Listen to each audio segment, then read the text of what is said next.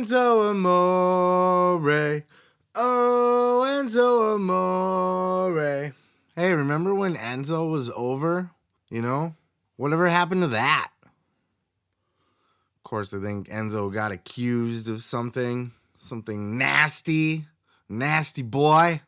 Doing something dirty online. He was accused. It was never proven or anything like that. I think it might have even actually been disproven. I don't know.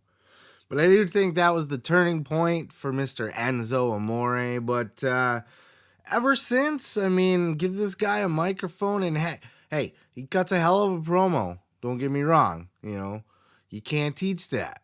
But he's a fucking douchebag, okay? He's one of those, like, he's just the most obnoxious.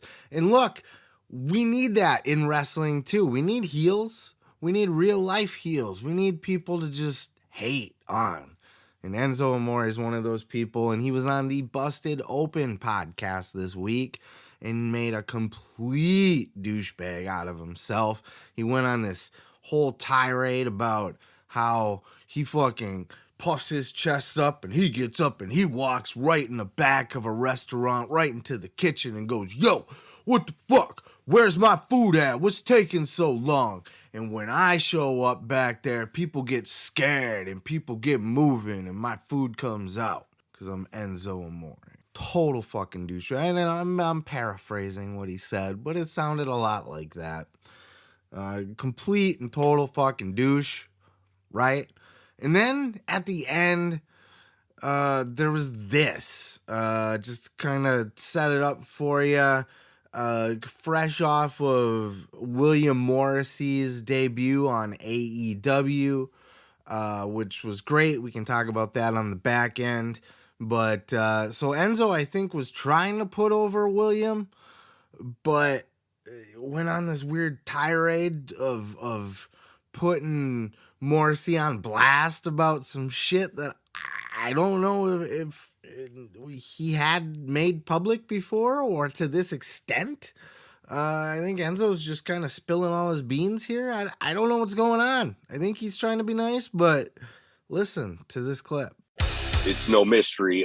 My tag team partner, William Morrissey, as presented to us on AEW television, went through a hell that is so real that most people don't understand until they see it or they have it or it affects them and their lives. And I saw it at its absolute worst. At a time where the world thought me and Big Cass were no longer friends and we hated each other, they had no idea what Cass was going through and that I was there to witness a lot of it. We never really spoke about it in public. He made his fight very public, and he worked with, doing a DDPY video to inspire people. Now, that's the point. Here's a guy who tried to kill himself. And when I say tried to kill himself, man, one time I went into a hotel that I had to break. I had to convince the security and the people at the hotel to let me in the fucking door of that room because Cass was back there trying to kill himself. And there was 30 empty beer cans and bottles of wine and liter bottles of Jack Daniels, completely fucking empty. And I threw him in my car and I figured, fuck it, man. Cass, I don't know what to do for you. I can't help you. You have to want to do this yourself, but you need Jesus, brother.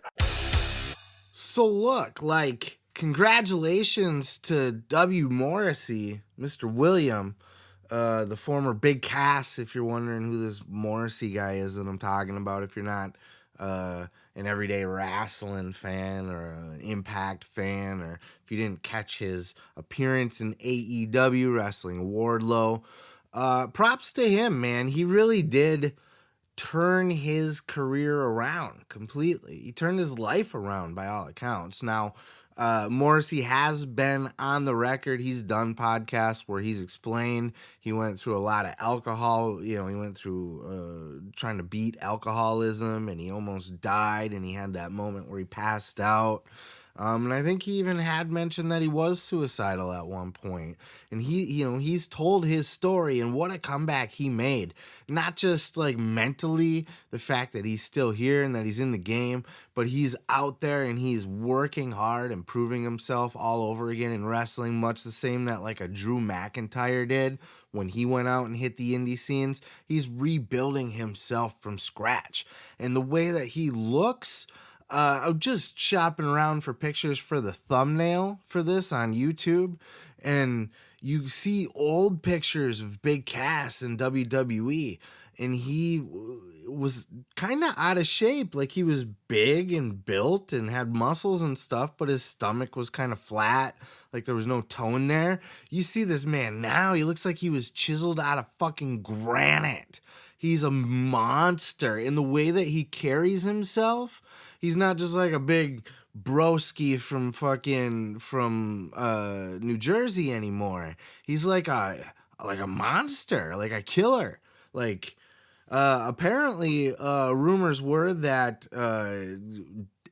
guys at the WWE were watching that episode of AEW and were highly impressed by W. Morrissey. So there's a good chance that Cass finds his way back into the WWE at some point. Maybe AEW. I don't know that he needs to go to AEW. I think they got plenty of guys. But I think WWE could really use a Morrissey. And right now, Impact needs to take that guy and run with him. But kind of bringing it back to the clip and what I was talking about at the beginning of the show, or at the beginning of this clip, all props to Morrissey aside here. Enzo Amora, like, was that too much? Was that a friend showing love for his friend and being like, bro, all the shit he went through? Or was that a little bit of self-aggrandizing? I was there with him. I helped him through. I prayed with him. And is Morrissey open on record that he had attempted to kill himself a couple times? That he was that suicidal that Enzo had to have a door kicked in and that he's in there trying to kill himself now? Come on, like, I almost feel bad talking about this because I don't know what's supposed to be out there or not, but that's what made this news to me, is that Enzo, just besides his diner rant of walking in the kitchen and bullying cooks because his food's taking too long, my God. By the way, that's a good way to get your food dropped on the floor or spit on. I've worked in a restaurant before, both fast food and like a sit-down restaurant. There's some unsightly things that happen back there, and we try our best. We did, I don't work for a restaurant anymore, but the workers try their best. And sometimes I've seen shit. For people that are assholes, I've seen some shit, okay? So just don't do that stuff. But Enzo, to me, just came off in this whole thing as a bit of a douchebag, a bit of a self-aggrandizing douchebag. And I think it sounded like to me that he was, if I was Morrissey and that was my friend talking about me, I don't know that I would want him to be that descriptive, that detailed, that in-depth about the troubles that I went through, even though that I'm on record about the shit that I went through in a general sense. Maybe not so specific. But either way, you know what? Like I said also, wrestling needs true heels, and Enzo's a true heel. It was fun when Morrissey was wrestling on AEW. The crowd was chanting, "We want Enzo," and then the other half was saying, "No, we don't." Enzo's entertaining. You can't take that away from him. You can't teach that either, by the way. But for real, you can't say that Enzo is not a character. A larger than life character that you can take advantage of on TV and make some money off of as a fucking heel, because he's completely unlikable.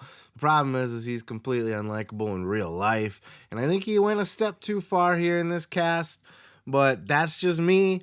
I don't know. Leave your thoughts in the comments. Maybe he didn't. Maybe he's just a passionate friend who loves his friend and just going overboard, putting him over. You be the judge. I'm just bringing the news to you. I'm just a podcast journalist here doing my part to educate you, the wrestling people. Oh yeah, thanks for checking out the video.